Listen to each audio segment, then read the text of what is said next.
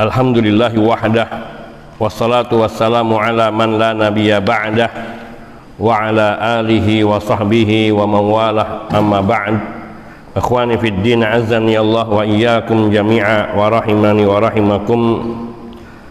Melanjutkan bahasan kita pada 2 pekan yang lalu, yaitu masih berkaitan dengan perbuatan ataupun perkataan yang dilarang oleh Nabi Sallallahu Alaihi Wasallam karena dapat menyebabkan kesyirikan, atau memang perbuatan dan perkataan itu termasuk bagian dari kesyirikan, yaitu pada poin ke-6, poin tatayyur, beranggapan sial terhadap sesuatu. Dan telah ditegaskan pada waktu yang lalu bahwa tatayyur itu adalah kesyirikan karena bergantung kepada selain Allah, meyakini adanya suatu madarat yang bisa menimpa pada diri makhluk dari makhluk, yang hakikatnya makhluk itu tidak dapat mendatangkan madarat ataupun manfaat. Dan tatayyur itu sendiri muncul dari bisikan syaitan dan was-was yang dibangkitkan oleh syaitan, karena tatayyur itu muncul dari perasaan atau dari hati, sebab perasaan takut terjadi sesuatu yang buruk menimpa dirinya. Dan ini tatayyur ini menafikan tawakal atau dapat menghilangkan tawakal, kebergantungannya kepada Allah Subhanahu wa taala. Berikut ini ada sabda dari Rasul Sallallahu Alaihi Wasallam yang beliau telah memperingatkan kita dari sikap tatayyur atau beranggapan sial. Imam Al-Bukhari dan Imam Muslim meriwayatkan dari Nabi Sallallahu Alaihi Wasallam bahwasanya Nabi bersabda, la adwa wala tirata wala hamata wala safar.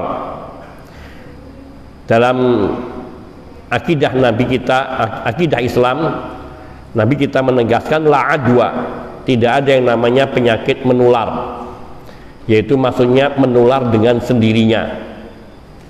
Wala tirata, dan tidak ada kesialan, sesuatu hal yang menjadi sebab kesialan secara langsung. Walahamah, dan tidak ada yang namanya hamah, burung hantu, hal-hal yang kadang dikaitkan dengan burung hantu, keburukan, itu juga terkait dengan kesialan juga. Wala safar, dan juga tidak ada kesialan di bulan Safar. Ini juga masih terkait dengan tatayyur. Dan hakikatnya la adwa, tidak ada penyakit menular, ini juga dikaitkan bahwa hakikatnya penyakit itu sendiri tidak menular, tapi penularan itu terjadi dengan kehendak Allah Subhanahu wa taala. Memang kita diperintahkan untuk menghindar dari penyakit yang bisa menular, akan tetapi tidak boleh meyakini bahwa penyakit itu sendiri yang menjadi sebab, atau penularan itu terjadi karena penyakit itu sendiri. Namun sebagaimana dijelaskan oleh para ulama bahwa yang menyebabkan atau yang menjadikan terjadinya penularan adalah kehendak Allah, yaitu takdir kauni qadari, takdir Allah yang berkaitan dengan sebab musabab. Itu takdir kauni qadari yang ia sudah termaktub di Lauh Mahfuz. Dan Nabi Sallallahu Alaihi Wasallam juga beliau bersabda dalam hadis yang lainnya, la adwa wala tirata wa yu'jibuni al-fa'lu. Tidak ada penyakit yang menular dan tidak ada kesialan, dan aku sangat menyukai, kata Nabi, terhadap al-fa'lu. Al-fa'lu, para sahabat bertanya, qalu wa mal fa'lu? Qala al-kalimatut thayyibah, yaitu kalimat-kalimat yang baik. Maknanya kalimat-kalimat yang menunjuk kepada optimisme dan bergantung kepada Allah Subhanahu wa taala. Lebih banyak kepada makna al-fa'lu, yaitu optimisme yang disandarkan kepada husnudzon kepada Allah Subhanahu wa taala. Ini juga diriwayatkan oleh Imam Al-Bukhari dan Imam Muslim. Juga diriwayatkan dari Abdullah bin Mas'ud radhiyallahu taala anhu yang diriwayatkan secara marfu'. Nabi sallallahu alaihi wasallam bersabda, at-tiratu syirkun, at-tiratu syirkun, atau at-tiaratu syirkun, bahwa tiarah atau beranggapan sial pada sesuatu itu adalah kesyirikan. Beranggapan sial pada sesuatu itu adalah kesyirikan. Nabi mengucapkannya 2 kali, dan bila Nabi Shallallahu Alaihi Wasallam mengulang satu kalimat yang sama 2 kali atau lebih, mengisyaratkan bahwa apa yang beliau katakan adalah sesuatu yang hak. Padahal hakikatnya setiap apa yang disampaikan oleh beliau adalah hak, tetapi dengan pengulangan itu namanya taukid. Dan di sini taukidul lafzi, yaitu pengulangan dengan kalimat yang sama atau lafal yang sama. Dan ini menunjukkan penegasan dari Rasul sallallahu alaihi wasallam akan kesyirikan daripada tiarah. At-tiaratu syirkun, at-tiaratu syirkun, yaitu bahwa beranggapan sial itu adalah sebuah kesyirikan. Meskipun ini kesyirikan kecil, tapi dia bisa menghantarkan kepada kesyirikan besar.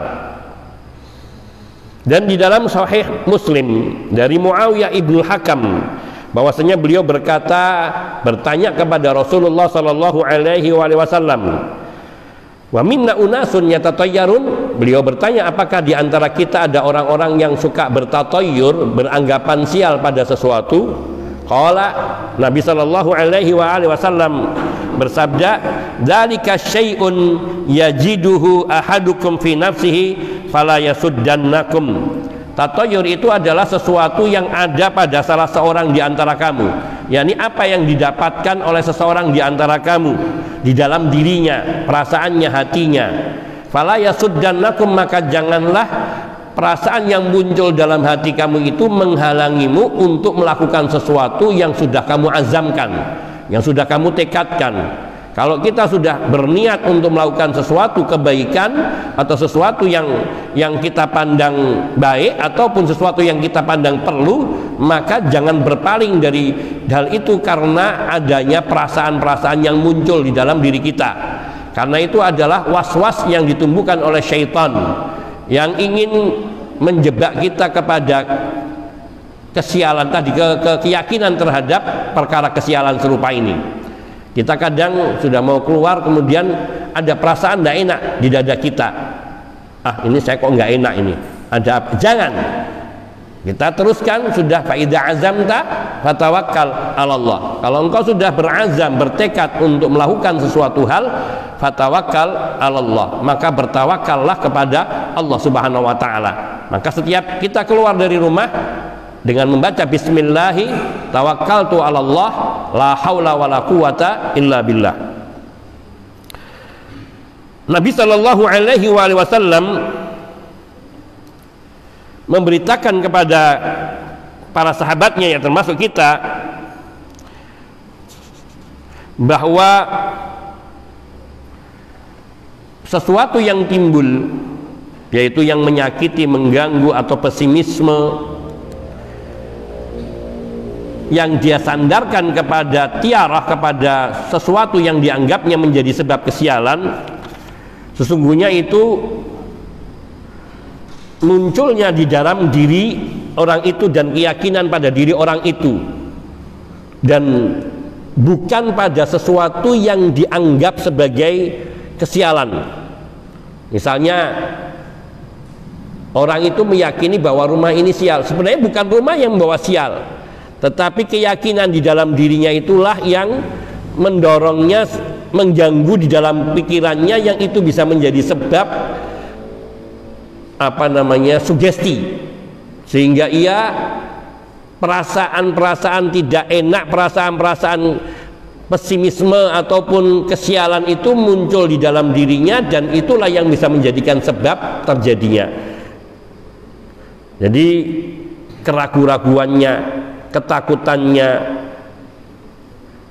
kemudian hal-hal yang perasaan itu semua adalah kesyirikan karena bergantung kepada selain Allah dan bergantung kepada perasaan ataupun kepada peristiwa-peristiwa yang terjadi, seperti melihat burung gagak kah, atau burung hantu, atau yang lainnya, yang itu semua menjadi sebab munculnya gangguan-gangguan di dalam dirinya, sehingga ia beranggapan sial pada sesuatu itu dan menghalanginya untuk melakukan sesuatu, atau ketika dia melakukan sesuatu memberikan pengaruh perasaan, sehingga kalau ada sesuatu yang sebenarnya tidak ada kaitannya dengan kesialan, ia anggap ini yang jadi, saya sudah berperasaan, saya sudah merasa begini, ini yang demikian, ini yang begitu.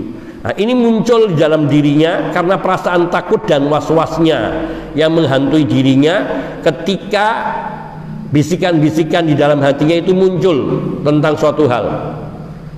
Kita pergi misalnya, kemudian dari awal itu sudah ada perasaan tidak enak, kemudian membenarkan perasaan tidak enak itu. Wah, saya nggak enak nih mau pergi, tapi perasaan saya tidak enak nih, ada apa ini? Nah, ini yang menimbulkan menjadi sugesti, sehingga sesuatu itu bisa muncul karena sugesti ini, dan bukan karena sebab ia melihat burung, atau bukan karena sebab ia melihat hari, ataupun karena ia begini dan begitu. Ini memberikan pengaruh terhadap apa yang dia lihat dan dia dengar. Tadi si fulan ngomong begini, seperti tadi, jangan pulang, kamu kalau pulang nanti ada apa-apa. Nah, kemudian itu masuk ke dalam hatinya. Nah, itu mengganggu pikirannya, dan sehingga itu bisa menyebabkan terjadinya sesuatu karena perasaan-perasaan yang kuat yang mengarah kepada anggapan sial tadi, dan itu bisa menjatuhkan kepada kesyirikan meskipun dari kesyirikan kecil. Maka Nabi Shallallahu Alaihi Wasallam menjelaskan, menerangkan kepada umatnya, kepada kita semua, mengenai rusaknya pemikiran tentang anggapan sial ini, rusaknya anggapan sial semacam ini. Dan Nabi SAW mengajarkan kepada kita umatnya agar tahu bahwa Allah Subhanahu wa Ta'ala tidaklah menjadikan bagi umatnya, bagi hamba-hambanya, yaitu suatu tanda akan suatu kesialan dan sebagainya, dan tidak ada satu bukti yang menjadi sebab seseorang itu takut kepadanya. Artinya Allah Subhanahu wa Ta'ala tidaklah memberikan indikasi, isyarat, tanda akan bahayanya sesuatu hanya muncul dari perasaan, bukan. Sebab keburukan-keburukan yang timbul, yang ditakutkan, yang dikhawatirkan, itu yang muncul dari perasaan, tidak. Allah tidak mewujudkan hal itu. Meskipun kadang terjadi semacam kayak, kalau kita mungkin mengatakannya firasat, tetapi bahwa ini sesungguhnya bukan dari sesuatu yang kita lihat atau kita dengar. Ketika kita melihat burung terbang ke arah misalnya utara, kemudian muncul firasat, bukan firasat tadi, tatoyur tadi, waduh, tidak beres ini. Atau kita mendengar sesuatu yang berdengung di telinga kita, telinga kanan, aduh, ini ada apa ini? Ini perasaan-perasaan itu, inilah yang sesungguhnya itu bukan tanda yang dibuat oleh Allah akan adanya keburukan pada sesuatu, tidak ada kaitannya. Bahwa tanda-tanda sesuatu itu tanda sababiyah yang sangat jelas, yaitu sebab yang kalau kita nggak makan lapar. Nah, itu hubungan yang tanda-tanda yang jelas. Kalau kita banyak minum bisa kekenyangan minum. Nah, ini sababiyah yang jelas, tanda yang ada kaitannya. Tapi kalau tadi terbangnya burung ke satu arah atau ada sesuatu yang mendengung di telinga, maka ini tidak memiliki kaitan dengan sesuatu peristiwa. Dan Allah tidak menjadikan hal-hal itu sebagai tanda di dalam peristiwa ini. Dan itu, maka Nabi Shallallahu Alaihi Wasallam mengajarkan kepada umatnya, para sahabat dan kita semuanya, yaitu dengan mengajarkan kita untuk bergantung kepada Allah Subhanahu wa Ta'ala, bahwa segala sesuatu yang terjadi di alam semesta ini atas kehendak Allah Subhanahu wa Ta'ala semata, dan untuk suatu hikmah dan dengan keadilan Allah Subhanahu wa Ta'ala. Apabila, dan inilah hakikatnya kaitannya dengan takdir tadi, meyakini adanya takdir dari Allah Subhanahu wa Ta'ala, bahwa segala sesuatu telah Allah tetapkan kejadiannya 50.000 tahun sebelum Allah Subhanahu wa Ta'ala menciptakan alam semesta, sehingga tidak ada sesuatu pun peristiwa yang bakal terjadi di alam semesta ini melainkan semuanya telah termaktub di dalam Lauh Mahfuz. Wa kulla syai'in ahsainahu fi imamin mubin, dan segala sesuatu telah kami catat di dalam catatan kitab Lauh Mahfuz, yaitu catatan di Lauh Mahfuz yang terjaga secara rinci, tidak ada sesuatu pun yang tersisakan. Maka ketika hati kita bergantung kepada keesaan dan kekuasaan Allah, dan segala sesuatu itu telah ditakdirkan oleh Allah, hati ini akan menjadi tentram. Maka Allah Subhanahu wa Ta'ala mengutus para rasulnya dan menurunkan kitab-kitab sucinya, dan Allah ciptakan langit dan bumi untuk hamba-hambanya semua yang ada di muka bumi ini semua. Dan Allah Subhanahu wa Ta'ala mengutus para rasul untuk mengajarkan kepada kita kitab Allah Subhanahu wa Ta'ala, yang itu turun dari sisi Allah Tabaraka wa Ta'ala, dan untuk memutus segala bentuk ataupun benih-benih kesyirikan dari dalam hati manusia, dengan memerintahkan kepada kita hamba-hambanya untuk hanya menyembah Allah Subhanahu wa Ta'ala, bergantung kepada Allah Subhanahu wa Ta'ala, mengikatkan hati kepada Allah Subhanahu wa Ta'ala semata, sehingga tidak ada sesuatu yang harus dikhawatirkan.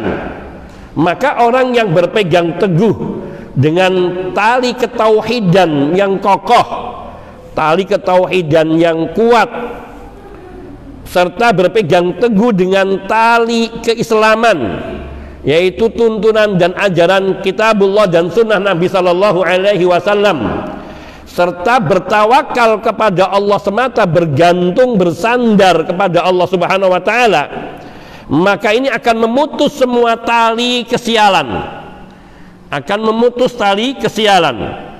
Sebelum keyakinan-keyakinan yang demikian itu bersemayam di dalam hati hamba, dan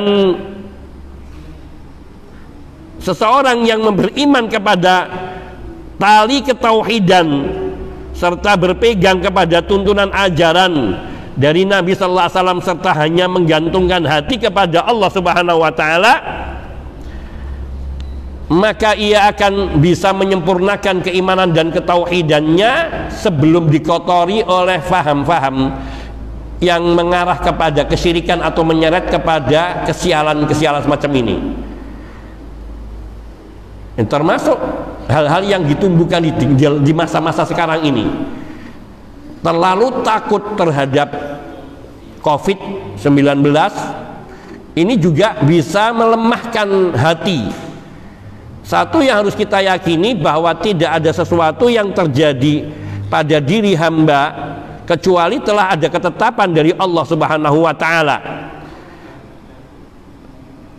Dan tadi seperti sabda Nabi Sallallahu Alaihi Wasallam, la adwa wala tirata wala tiarata wala hamah wala safar.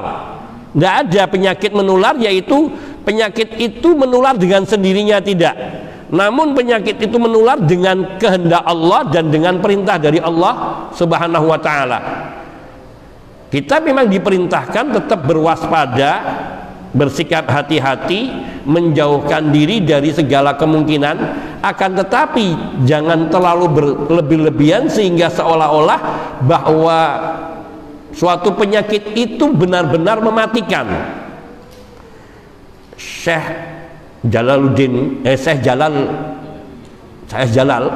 beliau di dalam statusnya dan mengirimkan juga ke saya bahwa corona itu adalah makhluk ciptaan Allah Subhanahu wa taala dan dia tunduk terhadap ketentuan Allah Subhanahu wa taala, dan Allah menimpakan penyakit corona ini kepada orang kafir sebagai bentuk adab, dan Allah akan timpakan pada diri seorang mukmin sebagai jalan menuju kesyahidan, sebagai jalan menuju kesyahidan.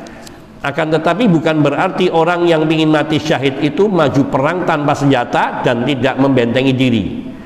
Tetap bahwa seseorang dituntut untuk bersikap waspada, hati-hati, tapi jangan sampai menjadi paranoid, ketakutan luar biasa, tidak mau berbuat apa-apa karena kondisi COVID atau pandemi semacam ini. Tetapi tetap bertawakal kepada Allah Subhanahu wa taala, bersandar kepada Allah Subhanahu wa taala, memohon kepada Allah perlindungan dan menyerahkan diri kepada Allah dan menjaga dari segala kemungkinan yang bisa menimbulkan keburukan pada diri kita. Ikrimah rahimahullahu taala beliau berkata, "Kunna julusan 'inda Ibni Abbas, famarra ta'irun yasi'u, faqala rajulun minal qaum." Kata Ikrimah, pernah kami sedang duduk bersama dengan Ibnu Abbas, yaitu di majlisnya Abdullah Ibnu Abbas radhiyallahu taala anhuma. Famarra ta'irun yasih, lalu ada burung yang lewat sambil berbunyi, mungkin burung jaga atau sejenisnya, wallahu taala alam. Faqala rajulun minal qaum, lalu ada seseorang dari sahabat-sahabat Abdullah ibnu Abbas atau murid-murid beliau, yang seorang dari mereka yang duduk bersama beliau mengatakan, khair, khair, khair, khair, artinya apa? Semoga baik, semoga baik. Artinya mudah-mudahan burung ini, suara burung ini menjadi pertanda adanya kebaikan, mendatangkan kebaikan. Maka berkata Ibnu Abbas radhiyallahu taala anhuma, la khair wala syarr, la khair wala syarr. Tidak ada hubungannya bunyi burung ini dengan kebaikan ataupun dengan keburukan. Kebaikan dan keburukan itu tidak datang dengan adanya suara burung. Maka di sini Abdullah ibnu Abbas radhiyallahu taala anhuma segera mengingkari. Salah satu muridnya yang mungkin terpengaruh dengan tradisi-tradisi jahiliyah yang masih melekat atau masih beredar pada mereka, diingkari oleh Abdullah ibnu Abbas radhiyallahu taala anhuma agar ia tidak meyakini pengaruh sesuatu suara dari burung ataupun lainnya memberikan pengaruh kebaikan atau keburukan pada diri seseorang atau pada diri satu jamaah. Seperti mungkin dulu kita kalau ada ngung di sebelah kiri, tanda baik, kalau di kanan tanda jelek. Ini mestinya kalau dipahami secara logis saja mestinya kebalik, harusnya kalau yang ngung sebelah kanan itu yang mestinya baik, tapi enggak. Kalau ngung kanan ini jelek, ini pertanda jelek, kalau ngungnya yang sebelah kiri ini pertanda baik. Kan gitu kan yang beredar dulu di masyarakat itu. Nah, ini sendiri sudah satu hal yang menunjukkan bukan dari Allah Subhanahu wa taala. Karena hal-hal yang baik dari Allah itu datangnya dari sebelah kanan atau dari sisi kanan. Karena Nabi SAW juga menyukai hal-hal yang kanan. Kita diperintahkan makan pakai tangan kanan, minum pakai tangan kanan, masuk ke masjid dengan kaki kanan. Hal-hal yang baik kita dengan menggunakan kaki kanan. Memakai pakaian dengan melalui dan kanan dulu, memakai sandal juga dengan kanan dulu. Semuanya yang baik dianjurkan dengan kanan dan yang jelek dengan kiri. Melepas pakaian kiri dulu, baru kanannya. Kenapa? Supaya artinya yang baik itu lebih lama melekat pada diri kita. Keluar dari kamar mandi diperintahkan pakai kaki kanan keluarnya, tapi masuknya kaki kiri. Artinya kebaikan kanan itu supaya lebih cepat keluar dari tempat yang jelek, dan juga supaya yang kiri itu lebih lama. Dan banyak hal yang semacam ini. Tapi kalau sampai ada suara ngung yang di sebelah kanan kok menunjukkan kesialan, ini sudah satu hal yang bertolak belakang dari satu sisi. Meskipun meyakini seandainya ngung dari sebelah kanan itu diyakini kebaikan, juga tidak betul, tidak ada hubungannya. Karena tadi bahwa Allah Subhanahu wa Ta'ala tidak membuat tanda-tanda pada sesuatu kebaikan atau keburukan dengan hal-hal yang tidak memiliki hubungan sebab akibat. Tidak ada hubungan sebab akibat antara ngung dengan jelek itu. Kemudian antara terbangnya burung ke satu arah dengan kesialan, sehingga tadi akhirnya menimbulkan tadi keyakinan bahwa ada, kalau anaknya lahirnya pada hari ini, anak ini pembawa sial. Ada yang diyakini seperti itu. Kalau lahirnya begini maka dia membawa keberuntungan. Ini semua adalah pikiran-pikiran syirik pada diri manusia yang ini juga telah ada dari zaman dulu. Maka demikian pula pada segala perkara yang ada di dunia ini, di alam semesta ini, dari makhluk-makhluk Allah, bahwa satu dengan yang lainnya yang tidak memiliki hubungan secara langsung, tidak memiliki pengaruh apa-apa, yang tidak memiliki hubungan apa-apa. Seperti orang tidur mimpi yang jelek, mimpi dikejar-kejar garong mau dibunuh.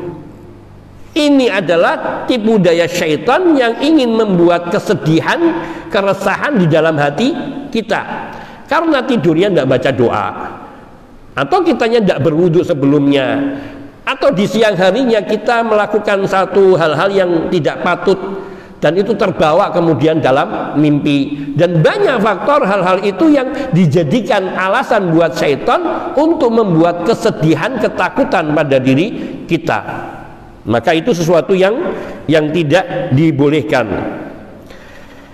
Bahwa segala apa yang ada di alam semesta ini bila tidak ada kaitan secara langsung hukum sebab musabab, maka tidak dapat mendatangkan manfaat ataupun tidak dapat menolak madarat dengan sendirinya. Segala sesuatu itu terjadi dengan kuasa Allah, dengan kehendak Allah Subhanahu wa Ta'ala. Ini hal yang patut selalu kita pegangi. Jangan kita beranggapan terhadap sesuatu ia menjadi sebab kesialan ataupun kebaikan. Tapi hendaknya kita selalu meminta kebaikan kepada Allah Subhanahu wa Ta'ala, seperti dengan banyak berdoa kepada Allah, memohon keberkahan untuk sesuatu ataupun segala hal yang kita miliki atau yang terkait dengan kita. Pada anak-anak kita misalnya, banyak-banyak kita mendoakan keberkahan untuk dia, untuk anak-anak kita. Barakallahu fiik, barakallahu fiik. Ini bukan sekedar ucapan, tetapi ini sebuah doa, dan ini kita mohonkan kepada Allah Subhanahu wa Ta'ala, memohonkan keberkahan untuk anak kita kepada Allah. Ini hakikatnya memohon kebaikan-kebaikan yang banyak pada anak kita. Kadang-kadang kita kalau kesel itu yang keluar dari mulut kita itu bukan doa, sumpah serapah. Nah, ini salah. Kita salah. Akhirnya nanti ketika anak itu benar seperti yang kita ucapkan, kita baru nyesel. Dan kadang-kadang kita tidak menyadari bahwa tingkah anak yang semakin seperti itu juga tidak lepas dari karena ucapan doa dari orang tua yang mengata-ngatai ataupun mengucapkan dengan kalimat-kalimat yang tidak baik. Oleh karena itu Nabi, yu'jibuni al-fa'lu, kata beliau sallallahu alaihi wasallam, dan aku suka dengan al-fa'lu, yaitu al-kalimah at-tayyibah, ucapan-ucapan yang baik. Seperti doa tadi, barakallahu fiik, masyaallah alaika, barakallahu fiik, barakallahu fiik. Ini ucapan baik. Semoga Allah memberikan keberkahan kepadamu, semoga Allah melimpahkan keberkahan pada dirimu. Keberkahan itu maknanya dalam luas, yaitu bisa menjadikan anak ini soleh, bisa menjadikan anak ini dia terjaga dari berbagai macam penyakit, bisa menjadikan anak ini ia cerdas atau menjadikan anak ini soleh, dan banyak, karena semua yang mendatangkan kebaikan itu adalah barokah dari Allah Subhanahu wa Ta'ala, yaitu keberkahan yang kita mohonkan kepada Allah untuk seseorang, yaitu termasuk di dalamnya anak kita. Di sini Nabi Shallallahu Alaihi Wasallam menerangkan bahwa sungguhnya kalimat yang baik, yaitu kalimat optimis, yang maknanya sesungguhnya di situ terkandung unsur sikap husnudzon kepada Allah Azza wa Jalla, berprasangka baik kepada Allah Subhanahu wa Ta'ala, yakni tidak memandang buruk. Naudzubillah, jangan sampai kita itu melihat anak kita ini kelihatannya bakal jadi anak bandel ini. Nah, ini itu doa yang jelek untuk anak. Tidak demikian, bahkan sebaliknya, semoga Allah memberikan keberkahan. Kita ini tidak tahu masa depan apa yang akan terjadi nanti malam saja kita tidak tahu. Maka jangan kita kemudian ngukur Allah gitu.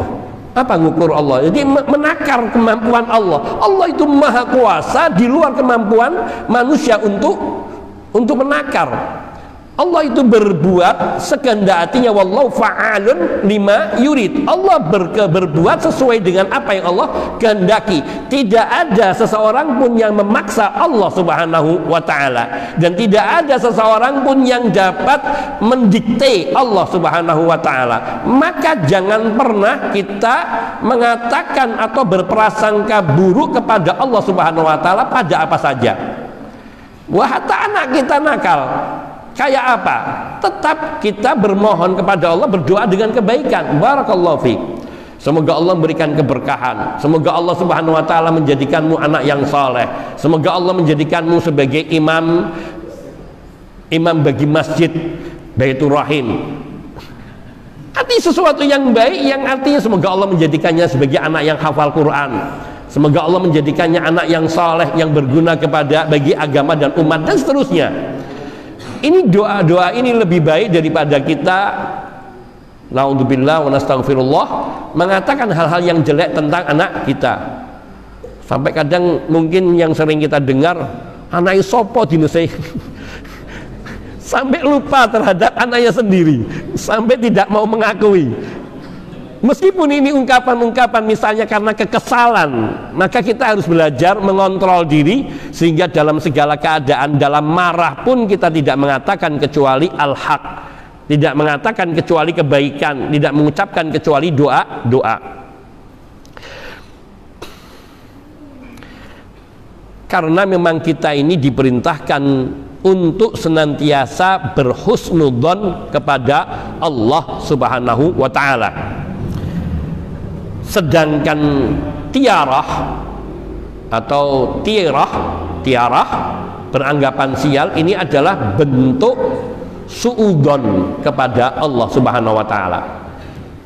Ketika kita berpikiran negatif, suudzon, maka kita akan terkena. Karena Allah Subhanahu wa Ta'ala berfirman apa? Ana inda donni abdi bi. Aku ini akan bersikap sesuai dengan prasangka hambaku terhadap diriku, kata Allah. Artinya kalau kita berprasangka baik kepada Allah, Allah akan bersikap baik kepada kita sesuai dengan prasangka kita. Tapi kalau kita berprasangka buruk kepada Allah, ya Allah akan bersikap buruk kepada kita sesuai dengan prasangka kita. Maka tadi ketika seorang sudah muncul perasaan di dalam dirinya ada sesuatu yang tidak baik, ketika dia melihat burung yang terbang ke satu arah atau dia mendengar suara burung, kemudian dia berprasangka buruk, beranggapan adanya kesialan, ini sudah berprasangka buruk kepada Allah Subhanahu wa Ta'ala. Padahal kita tidak tahu apa yang akan terjadi ke depan. Sedikit pun tidak ada yang kita ketahui. 5 menit ke depan, 2 menit ke depan, tidak ada yang tahu apa yang akan terjadi. Maka yang lazim bagi kita adalah al-fa'lu, yaitu berkata dengan kalimat-kalimat yang thayyibah. Al-kalimat thayyibah yaitu kalimat-kalimat yang baik, yang itu mengandung doa, dan itu juga wujud husnudzon kita kepada Allah Subhanahu wa Ta'ala.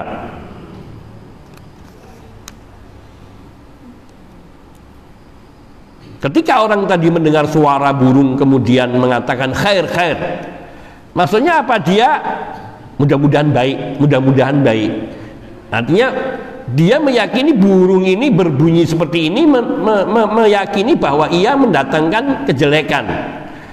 Ataupun dia beranggapan baik tapi tidak ada kaitan yang logis, tidak ada hubungan yang baik antara ini. Tetapi dia mengkait-kaitkan bahwa kebaikan atau keburukan itu dengan sesuatu yang tidak memiliki hubungan sama sekali, dan itu tidak dibenarkan. Yang benar bahwa kita dianjurkan untuk berhusnudzon dan mengatakan kalimat-kalimat yang baik. Karena sungguhnya apabila kita berangan-angan kebaikan, yakni mengharapkan kebaikan dari Allah Subhanahu wa taala, maka hati kita akan bergantung, bersandar hanya kepada Allah Subhanahu wa taala.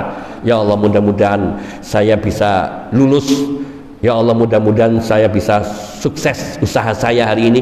Artinya kita menggantungkan hati kita kepada Allah Subhanahu wa taala, menyandarkan diri kita kepada Allah Subhanahu wa taala, dan itu yang harusnya ada pada diri kita, dan mengabaikan segala faktor apa yang kita lihat dan apa yang kita dengar yang tidak memiliki hubungan dengan kebaikan atau keburukan. Lain kalau kita misalnya, aduh mendung, mungkin mau hujan, ambil payung, sedia payung, bukan kemudian lari nanti, ataupun jas hujan, yang artinya nanti bisa menjaga kita dari kemungkinan hujan. Ini bukan jenis tatoyur, lain, karena ada tanda-tanda akan turunnya hujan, sehingga kita dibenarkan untuk mempersiapkan diri untuk menjaga diri kita dari kemungkinan terkena hujan. Nah, ini hal yang logis, yang punya hubungan. Adapun kalau tadi seperti burung ini atau ini kemudian dikaitkan, ini terlalu mendahului Allah Subhanahu wa taala. Maka kita berhusnudzon kepada Allah termasuk bagian daripada bertawakal kepada Allah Subhanahu wa taala, menyandarkan hati kita kepada Allah Subhanahu wa taala. Karena kalau kita putus harapan kebaikan dari Allah, tidak ada lagi yang bisa memberikan harapan kepada kita. Kalau orang itu sudah putus harapan kebaikan dari Allah, maka dia bersandarnya kepada selain Allah. Dan ini adalah keburukan. Melewati sebuah pohon yang kemudian diceritakan pohon ini angker suka muncul gini, dia lepas dari ketergantungannya kepada Allah, lepas dari pengharapannya kepada Allah. Yang muncul apa? Ini nanti terjadi apa ini nanti bagaimana, terus ketakutan semacam itu. Semacam juga misalnya masuk tempat angker, tawakal kepada Allah bahwa tidak ada sesuatu pun yang akan bisa membahayakan diri seseorang ketika dia berlindung kepada Allah, apalagi jaminan dari Allah dan Rasulnya sallallahu alaihi wasallam, yang beliau seperti misalnya mengatakan, man nazala manzilan, barang siapa yang singgah di satu tempat, fayaqulu, kemudian dia mengucapkan a'udzu bikalimatillahi tammati min syarri ma khalaq, dia berlindung kepada Allah dengan mengucapkan a'udzu bikalimatillahi tammati min syarri ma khalaq, aku berlindung kepada Allah dengan kalimat-kalimat Allah yang sempurna dari segala makhluknya yang jelek, yang buruk, yang jahat. Lam yadurrahu syai'un hatta yartahila min manzilihi dzalika, maka tidak ada sesuatu yang akan membahayakan dirinya sampai dia meninggalkan tempat itu. Mungkin dia mendengar gelobrak, mungkin mendengar pintu nutup sendiri, tapi insya Allah tidak akan membahayakan dirinya. Kenapa? Ketika kita mengucapkan dan kita yakin dengan janji Allah. Ingat, kalau Allah berjanji, dan itu meskipun melalui lisan Nabinya sallallahu alaihi wasallam yang bersabda Nabi, namun tidaklah beliau mengatakan melainkan itu dari Allah Subhanahu wa taala, maka harus kita yakin, sebab kalau Allah berjanji pasti benar. Kalau Allah berjanji pasti menepati. Innallaha la yukhliful mi'ad, sesungguhnya Allah tidak pernah ingkar janji. Tapi kalau Allah mengancam kepada hamba, kadang Allah punya rahmah yang sangat luas, menunda ancamannya atau membatalkan ancamannya. Tapi kalau Allah berjanji, pasti Allah akan tepati. ketika kita telah melakukannya dengan cara yang benar seperti yang ditetapkan ataupun yang diperintahkan oleh Allah Subhanahu wa taala.